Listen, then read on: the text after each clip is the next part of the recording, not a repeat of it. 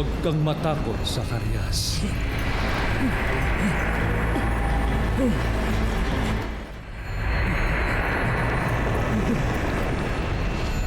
Huwag kang matakot, Zacarias. Dininig ng Diyos ang iyong panalangin. Ang iyong asawang si Elizabeth ay magkakaanak ng isang lalaki at Juan ang ipapangalan mo sa bata. Ikaw ay matutuwa at magiging maligaya. Marami ang magagalak sa kanyang pagsilang sapagkat siya ay magiging dakila sa paningin ng Panginoon. Hindi siya dapat uminom ng alak o anumang inuming nakalalasing. Sa sinapupunan pa lamang ng kanyang ina ay mapupuspos na siya ng Espiritu Santo at maraming Israelita ang magbabalik loob sa kanilang Panginoong Diyos.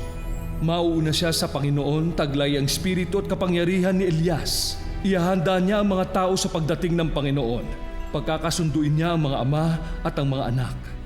At sila'y manunumbalik sa daan ng matuwid ang mga naging suwail.